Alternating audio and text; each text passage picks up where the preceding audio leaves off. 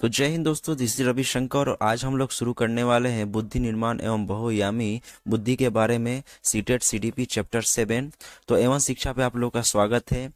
लिखा है कि बुद्धि के संदर्भ में निम्नलिखित में से कौन सा कथन सत्य है।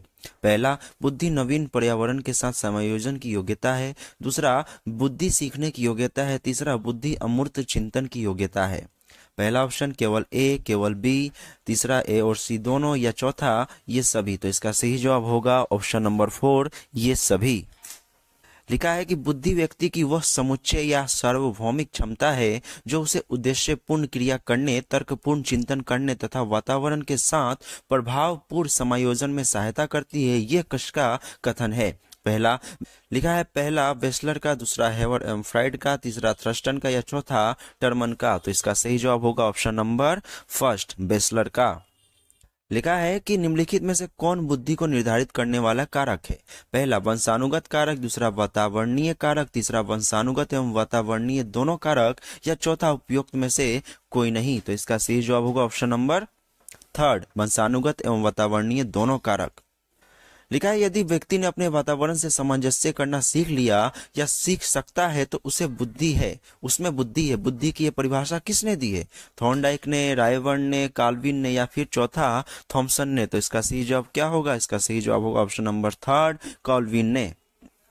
लिखा है, निम्नलिखित में से कौन बुद्धि की परिभाषा नहीं है। पहला, बुद्धि कार्य करने की एक विधि है। दूसरा, बुद्धि ज्ञान अर्जन करने की क्षमता है। तीसरा, जीवन की अपेक्षाकृत नवीन परिस्थितियों से अपना सामंजस्य करने की व्यक्ति की योग्यता ही बुद्धि है। या चौथा, राजनीतिक, आर्थिक एवं सामाजिक शक्ति प्राप्त करने के लिए प्रयुक्त उक्ति बुद्धि है। तो इसका सही जवाब होगा ऑप्शन नंबर 4, राजनीतिक, आर्थिक एवं सामाजिक शक्ति प्राप्त करने के लिए प्रयुक्त उक्ति ही बुद्धि है। लिखा है कि जो बुद्धि सिद्धांत बुद्धि में सम्मिलित मानसिक प्रक्रियाओं जैसे पराघटक और बुद्धि द्वारा लिए जा सकने वाले विविध रूपों जैसे सृजनात्मक बुद्धि को शामिल करना है, वो है स्पीयरमैन का जी कारक, दूसरा स्टर्नबर्ग का बुद्धिमत्ता का त्रितंत्र सिद्धांत, या तीसरा बुद्धि का सावेंट सिद्धांत, या चौथा थर्स्टन की प्राथमिक मानसिक योग्यता। तो इसका सही जवाब क्या होगा। इसका सही जवाब होगा ऑप्शन नंबर सेकेंड, स्टर्नबर्ग की बुद्धिमत्ता का त्रितंत्र सिद्धांत।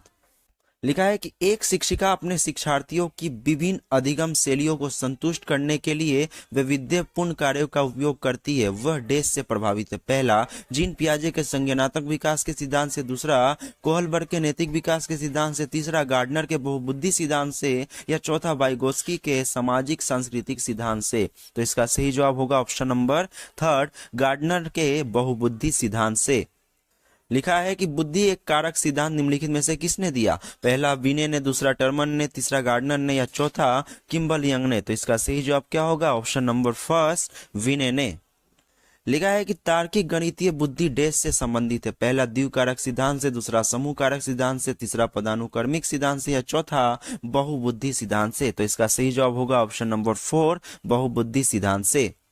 लिखा है, निम्नलिखित में से किस प्रकार की बुद्धि प्रयोग अंतरिक्ष यात्रा के दौरान होता है। पहला स्थानिक बुद्धि, दूसरा भाषाई बुद्धि, तीसरा शारीरिक गति बुद्धि, या चौथा सांगीतिक बुद्धि। तो इसका सही जवाब होगा ऑप्शन नंबर फर्स्ट, स्थानिक बुद्धि। लिखा है कि प्रत्येक बुद्धि एक दूसरे से भिन्न होती है। यह कथन निम्न में से किसका है। हावर्ड गार्डनर का, मास्लो का, अरस्तू का, या स्टर्नबर्ग का। तो इसका सही जवाब होगा option number first, Howard Gardner का। लिखा है कि निम्नलिखित में से कौन एक सम्मिलित नहीं है। पहला, एक कारक सिद्धांत टर्मन ने दिया है, दूसरा तरल तथा ठोस बुद्धि सिद्धांत थॉर्नडाइक ने दिया है, तीसरा द्विकारक सिद्धांत स्पीयरमैन ने दिया है, चौथा समूह कारक सिद्धांत थ्रस्टन ने दिया है। तो इसका सही जवाब होगा ऑप्शन नंबर सेकेंड, ये गलत है। तरल तथा ठोस बुद्धि सिद्धांत थॉर्नडाइक ने नहीं दिया है। बुद्धि का द्विकारक सिद्धांत क्या है। बुद्धि कई तत्वों का समूह होती है और प्रत्येक तत्वों में कोई सूक्ष्म योग्यता निहित होती है। दूसरा, कुछ मानसिक क्रियाओं में एक प्रमुख तत्व सामान्य रूप से विद्यमान होता है, जो उन क्रियाओं के कई ग्रुप होते हैं, उनमें अपना एक प्रमुख तत्व होता है। तीसरा, व्यक्ति का बौद्धिक व्यवहार अनेक स्वतंत्र योग्यताओं पर निर्भर करता है, किंतु इन स्वतंत्र योग्यताओं का क्षेत्र सीमित होता है। चौथा, सभी प्रकार के मानसिक कार्यों में दो प्रकार की मानसिक योग्यता की आवश्यकता होती है। प्रथम, सामान्य मानसिक योग्यता, और द्वितीय, विशिष्ट मानसिक योग्यता। तो इसमें कौन सा बुद्धि का द्विकारक सिद्धांत है बताइए। तो इसका सही जवाब होगा ऑप्शन नंबर चौथा, यानी कि सभी प्रकार के मानसिक कार्यों में दो प्रकार की मानसिक योग्यता की आवश्यकता होती है। प्रथम, सामान्य मानसिक योग्यता, और द्वितीय, विशिष्ट मानसिक योग्यता। ये बुद्धि का द्विकारक सिद्धांत है। लिखा है निम्नलिखित में से कौन सा आलोचनात्मक दृष्टिकोण बहुबुद्धि सिद्धांत से संबंध नहीं है, यानी थ्योरी ऑफ मल्टीपल इंटेलिजेंस से संबंधित नहीं रखता है। पहला, ये शोधाधारित नहीं है। दूसरा, विभिन्न बुद्धियां भिन्न भिन्न विद्यार्थियों के लिए भिन्न भिन्न पद्धतियों की मांग करती है। तीसरा, प्रतिभाशाली विद्यार्थी प्राय एक क्षेत्र में ही अपनी विशिष्टता प्रदर्शित करते हैं। या चौथा, इसका कोई अनुभवात्मक आधार नहीं है। तो इसका सही जवाब होगा ऑप्शन नंबर थर्ड, प्रतिभाशाली विद्यार्थी प्राय एक क्षेत्र में ही अपनी विशिष्टता प्रदर्शित करते हैं। लिखा है कि बहुबुद्धि सिद्धांत निम्नलिखित निहितार्थ देता है, सिवाय किसके? संवेदनात्मक बुद्धि लब्धि से संबंधित नहीं है। दूसरा, बुद्धि प्रक्रम संक्रियाओं का एक विशिष्ट समुच्चय है जिसका उपयोग एक व्यक्ति द्वारा समस्या समाधान करने के लिए किया जाता है। तीसरा, विषयों को विभिन्न तरीकों से प्रस्तुत किया जा सकता है। चौथा, विविध तरीकों से सीखने का आकलन किया जा सकता है। तो इसका सही जवाब क्या होगा? इसका सही जवाब होगा ऑप्शन नंबर सेकेंड, बुद्धि प्रक्रमण संक्रियाओं का एक विशिष्ट समुच्चय है जिसका उपयोग एक व्यक्ति द्वारा समस्या समाधान के लिए किया जाता है। आजकल बुद्धि परीक्षण का उपयोग शिक्षा जगत में हो रहा है। बुद्धि परीक्षण का निम्नलिखित में से कौन सा उपयोग बालक के विकास के दृष्टिकोण से सही नहीं है? पहला, शैक्षिक मार्गदर्शन। दूसरा, बुद्धि परीक्षण के परिणाम के आधार पर अधिक बुद्धि वाले बालकों पर अन्य बालकों की तुलना में अधिक ध्यान देना। तीसरा, अच्छी अधिगम प्रणाली के प्रयोग के लिए बुद्धि परीक्षण करना। या चौथा, बुद्धि परीक्षण के आधार पर छात्रों का वर्गीकरण करना। तो इसका सही जवाब क्या होगा? इसका सही जवाब होगा ऑप्शन नंबर सेकेंड, बुद्धि परीक्षण के परिणाम के आधार पर अधिक बुद्धि वाले बालकों पर अन्य बालकों की तुलना में अधिक ध्यान देना।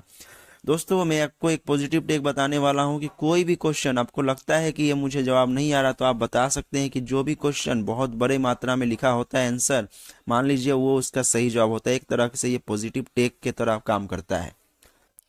लिखा है 16 वर्षीय बच्चा बुद्धि लब्धि परीक्षण में 75 अंक प्राप्त करता है, उसकी मानसिक आयु 1.5 वर्ष होगी। पहला 15, दूसरा 12, तीसरा 8 या चौथा 14 वर्ष। तो इसका सही जवाब होगा 12 वर्ष। तो कैसे? तो मैं बता दूं, आपको नॉर्मली कुछ नहीं करना, बच्चे की एज को मल्टीप्लाई करना है उसके अंक से और बटे में यानी अपॉन में 100 लिखना है।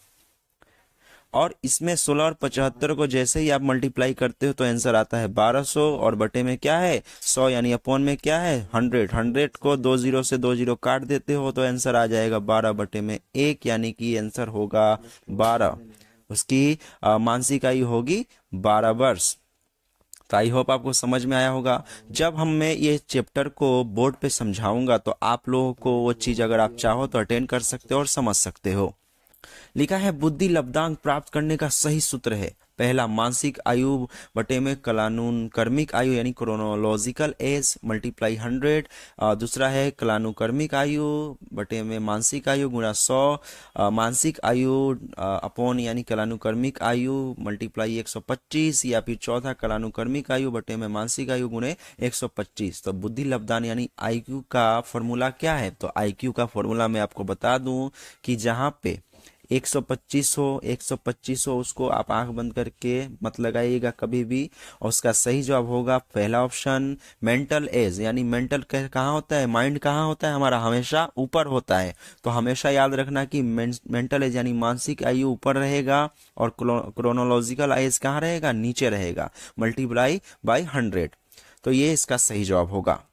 लिखा है कि फ्रांसीसी मनोवैज्ञानिक अल्फ्रेड विने एवं उसके साथी साइमन ने बुद्धि के मापन के आधार के लिए किसे सर्वाधिक उपयोग पाया? पहला, बच्चों की रुचि को। दूसरा, बच्चों के निर्णय, स्मृति, तर्क एवं आंकिक जैसे मानसिक कार्यों को। या तीसरा, बच्चों की शारीरिक क्षमता को। और चौथा है उपयोग में से कोई नहीं। तो इसका सही जवाब होगा ऑप्शन नंबर सेकेंड, यानी कि ये बड़ा थोड़ा सा दिख भी रहा है, बच्चों के निर्णय, स्मृति, तर्क एवं आंकिक जैसे मानसिक कार्यों को। लिखा है कि यदि किसी बालक की मानसिक आयु 12 वर्ष एवं वास्तविक आयु 10 वर्ष हो तो उसका बुद्धि लब्धांक कितना होगा? तो इसका सही जवाब क्या होना चाहिए? तो इसका सही जवाब होगा ऑप्शन नंबर फर्स्ट 120।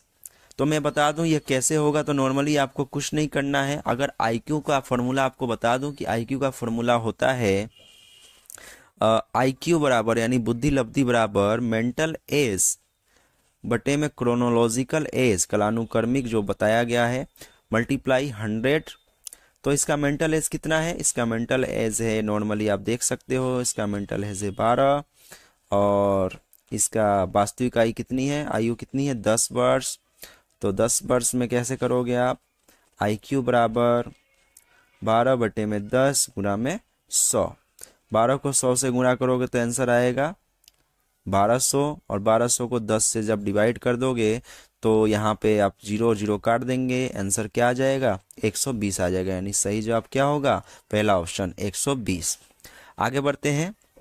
लिखा है कि आप 8वीं कक्षा के अध्यापक हैं, आप इस कक्षा के एक छात्र का बुद्धि लब्धांक 130 से अधिक पाते हैं तो इसका अर्थ है कि वह डेस बालक है। पहला मंद बुद्धि, दूसरा औसत बुद्धि, तीसरा अति श्रेष्ठ बुद्धि या चौथा सामान्य बुद्धि। तो इसका सही जवाब होगा ऑप्शन नंबर 3 अति श्रेष्ठ बुद्धि। 3rd नंबर ऑप्शन अति श्रेष्ठ बुद्धि। कैसे होगा, तो मैं आपको बता दूं कि सामान्य बुद्धि का IQ लेवल कितना होता है, अति श्रेष्ठ बुद्धि का IQ लेवल कितना होता है। तो मैं आपको बता दूं, जब 130 की बात की जाए, जब 130 की बात की जाए तो वो होता है अति श्रेष्ठ। कितना होता है, वो होता है अति श्रेष्ठ बालक। वही अगर मैं कहूं कि 120 से लेके 129 तक, तो इसे कहते हैं हम लोग श्रेष्ठ बालक। क्या कहते हैं, श्रेष्ठ बालक कहते हैं। वही मैं कहूं कि 110 से 110 से लेकर के 119, इसे कहते हैं हम लोग उच्च सामान्य बुद्धि वाला बालक, उच्च सामान्य वाला बालक। वही मैं कहूं कि जब अगर बात की जाए 90 से 109, 90 से 90 डिग्री याद रखना, 90 डिग्री से क्या हम याद रखेंगे कि वो नॉर्मल इंसान, नॉर्मल बच्चा होता है, सामान्य बुद्धि का बच्चा होता है, सामान्य बुद्धि वाला बच्चा। ये आपको याद करने वाली चीजें हैं। और एक और चीज याद कर लीजिए कि 80 से 89 के बीच में वो मंद बुद्धि होता है, जो एग्जाम में पूछा जाता है हमेशा। लिखा है निम्नलिखित में से किस कथन से बुद्धि एवं बुद्धि परीक्षण के महत्व का पता चलता है। पहला, व्यवसायिक मार्गदर्शन में बुद्धि परीक्षण की भूमिका अहम होती है। दूसरा, बुद्धि परीक्षणों द्वारा प्रत्येक छात्र की सही उन्नति के मार्ग को प्रशस्त किया जाता है। तीसरा, अनुसंधान के विभिन्न घटकों का चयन करना होता है तो बुद्धि भी एक आधार होता है ताकि कम से कम त्रुटि हो। ऑप्शन पहला ए और बी दोनों होगा, दूसरा केवल बी होगा, तीसरा बी और सी दोनों होगा, या चौथा उपयुक्त सभी होगा। तो इसका सही जवाब होगा ऑप्शन नंबर 4, उपयोग सभी होगा। लिखा है कि एक अच्छे शिक्षक के रूप में व्यक्ति को बुद्धि परीक्षण के परिणाम जानने के बाद निम्नलिखित में से किस व्यवहार से बचना चाहिए। पहला, परिणाम के आधार पर सुधार के लिए परामर्श देना। दूसरा, परिणाम के आधार पर कम बुद्धि वाले बच्चों का चयन कर उन्हें कठिन कार्य करने से रोकना। तीसरा, बुद्धि परीक्षण का उपयोग अनुसंधान में बच्चों का व्यापक सहयोग लेने में करना। या चौथा, शिक्षक को बुद्धि परीक्षण के परिणाम के आधार पर कोई भी कार्य नहीं करना चाहिए। तो इसका सही जवाब होगा ऑप्शन नंबर 2, परिणाम के आधार पर कम बुद्धि वाले बच्चों का चयन कर उन्हें कठिन कार्य करने से रोकना। तो दोस्तों बस आज के लिए इतना ही। मिलते हैं नेक्स्ट वीडियो में इसके नेक्स्ट पार्ट के साथ, बुद्धि निर्माण एवं बहुआयामी बुद्धि। तब तक के लिए आप सबको जय हिंद।